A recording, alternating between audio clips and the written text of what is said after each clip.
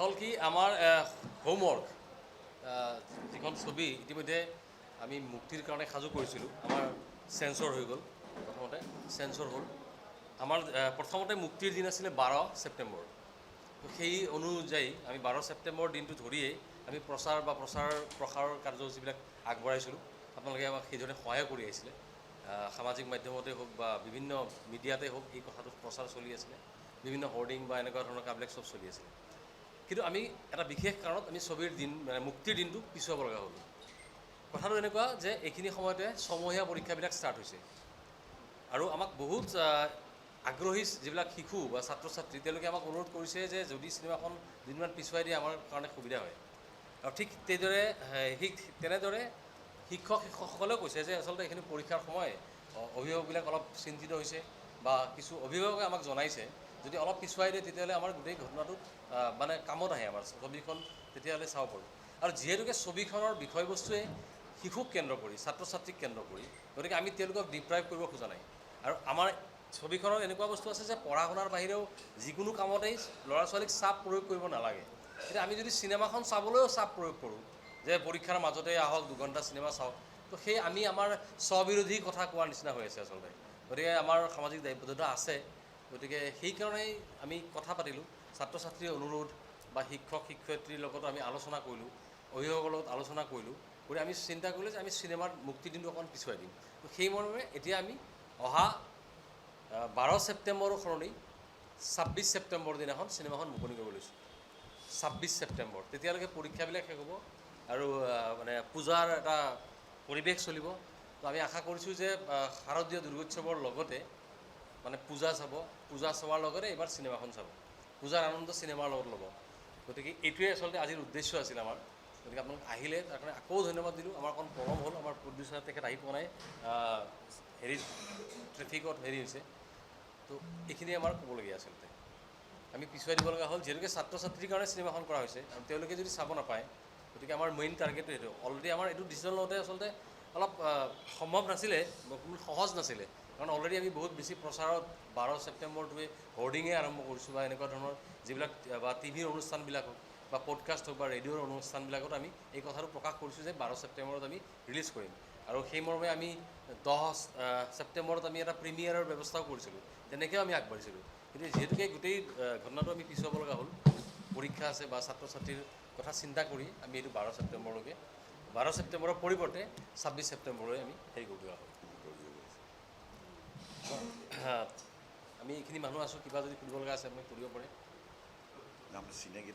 চিনাকি কৰিবলৈ আছে আমাৰ প্ৰযোজক মহোদয় মুকেশ মহোদয় তেখেত আছে, দেৱজিৎ দা আছে, দেৱজিৎ মজুমদাৰ, ধীৰাজ ডেকা আমাৰ কষ্টিউম ডিজাইন কৰিছিল তেখেতে আছিলে, ৰিম্পী দাস অভিনেত্ৰী আপোনালোকে জানে, ৰূপম শইকীয়া আমাৰ চিনেমাখনৰ DOP আছিলে। আমি এইখিনি মানুহ আছোঁ।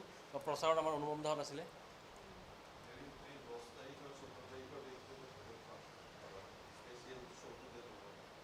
সেইটো আমি কিন্তু 10 তাৰিখে আমি যিহেতুকে আগতে প্ৰিমিয়াৰ এটা পাতিম বুলি ভাবিছিলোঁ, এতিয়া প্ৰিমিয়াৰটো আমি সেই কমাৰ্চিয়েল বা মিডিয়াৰ কাৰণে আমি নকৰোঁ, কিন্তু আমি এটা বিশেষ এটা প্ৰদৰ্শনী মানে ব্যৱস্থা এটা কৰিম। সেই বিষয়ে আমি আলোচনা কৰি আছোঁ। হয় 10 তাৰিখে গুৱাহাটী আৰু 14 বা 15 তাৰিখ সেইটো যোৰহাটত আমাৰ এটা বিশেষ প্ৰদৰ্শনী এটা হ'ব তাৰমানে এই ছবিখনৰ। আৰু এই প্ৰদৰ্শনীত বিশেষকৈ যিহেতুকে ছাত্ৰ ছাত্ৰী আৰু শিক্ষাৰ লগত গোটেই ছবিখন, গতিকে সেই তেনেকুৱা ধৰণৰ তেওঁলোককে আমি আচলতে আমন্ত্ৰণ কৰি বিশেষ প্ৰদৰ্শনীটো চাব। আৰু তেওঁলোকে কিবা তেওঁলোকৰ যদি ক'ব লগা থাকে ছবিখন সম্পৰ্কীয় চাই উঠি, তেতিয়া আমি সেইটো যাতে আমি শুধৰাব পাৰোঁ বা আমি কি কৰিব পাৰোঁ এই ব্যৱস্থাটো আমি কৰিম। তাৰপিছত আমি পৰ্যায়ক্ৰমে চিনেমা 26 ছেপ্টেম্বৰৰ আগে আমি এখন চিনেমা মানে প্ৰিমিয়াৰ শ্ব' এটা আপোনালোকৰ কাৰণে আমি নিশ্চয় আগবঢ়াম।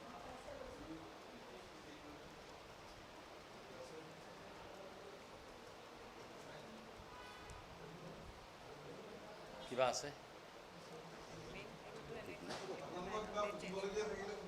পাৰে।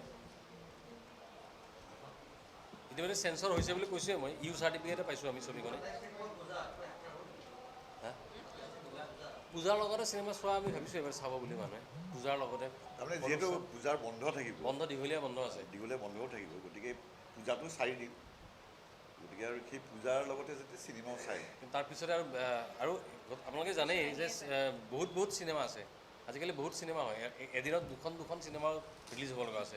তো গতিকে তাৰ মাজত এতিয়া আমি এখন পিছুৱাই দিব নোৱাৰোঁ আৰু যিহেতুকে ছবিখন কি মানে অলপ বেলেগ ধৰণৰ কমাৰ্চিয়েল চিলড্ৰেন ফিল্ম বুলি ক'ব পাৰোঁ আমি গতিকে সেই মৰ্মে আমি এখন পিছুৱাই দিব পৰা নাই ইতিমধ্যে আমাৰ হিন্দী বা অসমীয়া দুয়োটাই ৰেডি হৈ আছে দুটা সংস্কৰণে আমাৰ ৰেডি হৈ আছে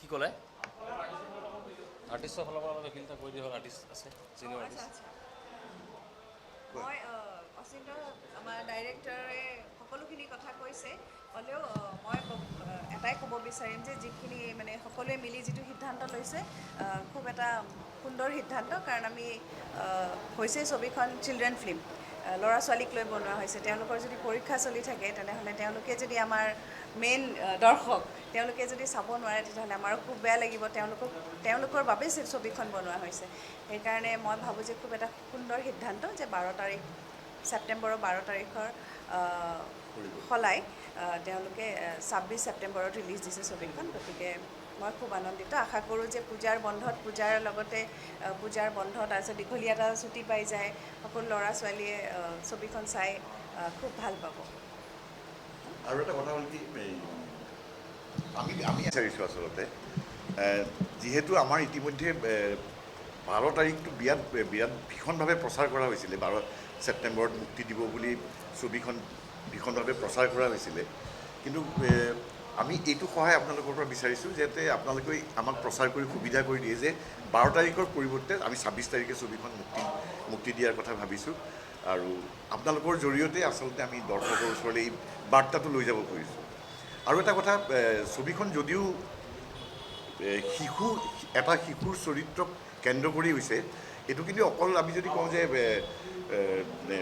শিশু ছবি সেইটো নহয় কিন্তু এইখন আচলতে ব্যৱসায়িকভাৱেই কৰা হৈছে ছবিখনত ইতিমধ্যে দুটা গীত মুকলি কৰি দিয়া হৈছে আৰু গীত দুটি দেখিলেই মানে দৰ্শকে গম পাব যে ছবিখন তাৰ কমাৰ্চিয়েল ভেলু এটাও আছে ছবিখনত গতিকে আমি অকল শিশুক আহ্বান নজনাই আমি সকলোকে আহ্বান জনাইছোঁ আচলতে এই ছবিখনত মই ভাবোঁ যে দৰ্শকে নিজকে বিচাৰি পাব নিজৰ শৈশৱলৈ ঘূৰি যোৱাৰ এটা সুযোগ পাব গতিকে সেইখিনি আশা আমি কৰিছোঁ আৰু আপোনালোকৰ পৰা এইখিনি সহায় বিচাৰিছোঁ যাতে আপোনালোকে প্ৰচাৰ কৰি দিয়ে যে আমাৰ তাৰিখটো সলনি হৈছে 12 তাৰিখৰ পৰিৱৰ্তে 26 তাৰিখ কৰা হৈছে এইখিনি আপোনালোকৰ পৰা আমি সহায় বিচাৰিছোঁ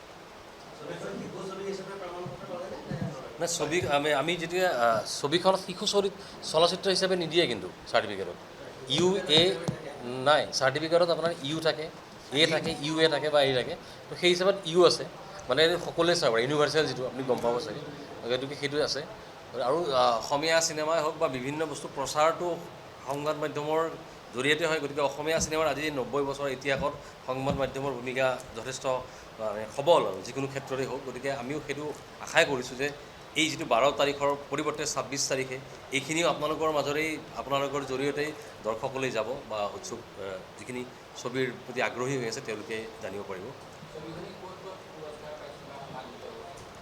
ছবিখন কিছুমান জেগাত পুৰস্কৃত হৈছে আৰু সেই বিষয়ে লিষ্টখন লিখা আছে কিন্তু কথাটো হৈছে কি এতিয়া আমি যিহেতুকে ছবিখন কমাৰ্চিয়েলি হেৰি কৰি আছোঁ গতিকে আমি দুটা ভাৰ্জন আছিলে ছবিখন যেতিয়া আমি ফেষ্টিভেলৰ কাৰণে পঠোৱা হৈছিলে তাতে কিছুমান বস্তু আমি এড কৰা নাছিলোঁ যেনে ধৰক গান চানবিলাক এড কৰা নাছিলোঁ তো এতিয়া আমাৰ যিহেতুকে কমাৰ্চিয়েলি শিশুবিলাকৰ লৈ বা কমাৰ্চিয়েলি চিনেমা যথেষ্ট কম আছে সেইকাৰণে আমি তাত গানবিলাক সংযোগ কৰি সেই চেঞ্চৰ তেনেকৈ কৰা হৈছে গতিকে সেইটো কথা আৰু হিন্দীত ডাব অলৰেডি হৈ গৈছে হিন্দীত ডাব কৰা হৈছে সেইখন আমি একেলগে আমি ৰিলিজ কৰিম গোটেই অসমৰ লগতে সমগ্ৰ ভাৰতত বিভিন্ন জেগাত আমি একেলগে ৰিলিজ কৰিম হিন্দী সংস্কৰণ অসমীয়া সংস্কৰণ একেলগে যিকোনো খবৰৰ বাবে যোগাযোগ কৰক 7099017330 লগতে 7099017110 নম্বৰত